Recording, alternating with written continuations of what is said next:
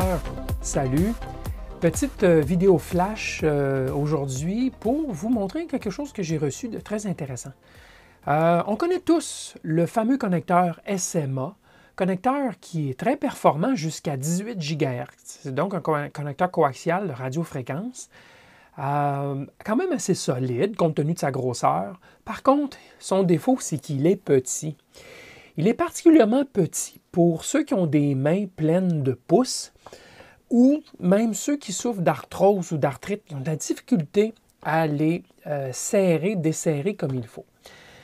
On peut bien sûr utiliser une clé. Il existe même des clés dynamométriques. Je vais vous en montrer une tantôt, là, mais il y a quelque chose d'intéressant qui peut s'imprimer. Il y a une solution en impression 3D qui m'a été fournie par Éric Racicot, qui est un concepteur en radiofréquence. C'est un ami de mon ami Jacques.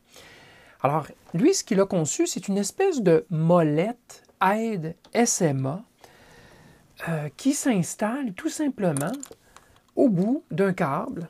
Là, voici la molette. C'est un morceau d'impression 3D qui a été conçu pour loger, avec un peu de friction sur la partie extérieure du connecteur SMA. Et ça fonctionne bien. On peut même visser à un seul doigt si on veut.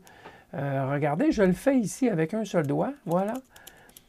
Voyez-vous, je visse en faisant des rotations successives. Et voilà, c'est fait. On ne sert jamais trop un connecteur SMA. Hein? Au passage, là, il y a un risque d'endommager. On veut serrer suffisamment pour pas qu'il ne se défasse, mais on ne va pas trop loin. Et c'est d'ailleurs pour ça qu'il existe des clés dynamométriques. Lorsqu'on fait une connexion permanente, ben, c'est toujours préférable d'utiliser une clé dynamométrique qui a été étalonnée pour justement cet usage, ce travail. Mais si on fait des essais dans notre labo, on déconnecte des choses, c'est intéressant d'avoir ces petites molettes qui nous rappellent un peu une vanne de gaz butane ou propane, un réservoir de barbecue. Très, très intéressant. Ça s'imprime en empilade comme ceci, les grappes de jusqu'à 8 de haut. Ça se détache facilement. On n'a qu'à forcer un peu et les morceaux se défont puisqu'il y a de simples petites lamelles qui connectent les couches successives là, de ces petites molettes. Donc, on peut, avec un peu un grattage, avec un petit outil, on peut facilement rendre la surface très, très lisse. Et je vais vous montrer le fichier puisque Éric m'a fourni le fichier qu'on voit ici, qui est le fichier G-code. Ceci dit, je lui ai aussi demandé de me fournir le fichier maillé pour que je puisse l'importer dans Cura et le configurer pour mon impression avec la Ender 3. Donc, j'ai fait l'impression telle quelle et ça a bien fonctionné, sauf pour un connecteur. Malheureusement, les connecteurs ne sont pas tous nés égaux. Celui-ci, ça rentre trop mou. Alors, si jamais vous avez des connecteurs SMA sur lesquels ça ne tient pas, la petite molette, bien, peut-être vous pourriez utiliser une réduction du fichier. Par exemple, dans FreeCAD, vous pouvez réduire le fichier, le modèle 3D par 1%, mettons 99% de la grosseur d'origine. Et c'est assez élastique, ce plastique, pour finalement, après ça, faire un autre essai et ça va fonctionner beaucoup mieux. Ceci dit, vous pouvez en imprimer seulement une couche ou deux, pas obligé d'imprimer l'épaisseur de 8, là, tel que vous voyez ici. C'est du gaspillage si ça ne fait pas. Imprimer une seule couche, essayez-les, si ça va bien, vous pourriez en imprimer plus de couches. Vous stoppez l'impression lorsque vous arrivez au nombre de couches que vous avez besoin. C'est tout, hein, c'est pas plus compliqué.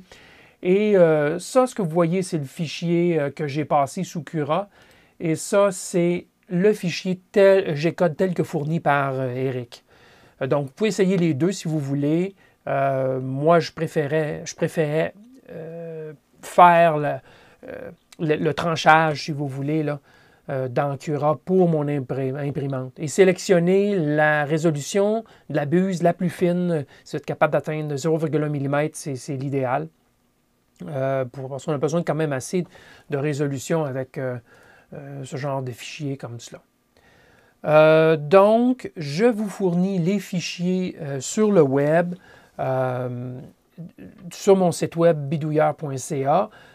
Regardez dans la description sous cette vidéo, il y a un lien qui vous amène à la page où vous trouverez tous mes fichiers et vous pourrez trouver par le numéro de la vidéo, tout simplement. Alors, un petit truc intéressant. Si vous avez un peu de difficulté avec les connecteurs SMA, c'est beaucoup plus simple avec cet outil tout petit.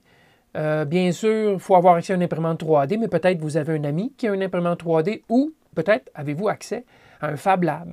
Vous pourriez vérifier dans votre région. Alors voilà, ça fait le tour de mon petit truc d'aujourd'hui, ma petite astuce en impression 3D pour les connecteurs RF SMA. Sur ce, je vous dis merci et à la prochaine.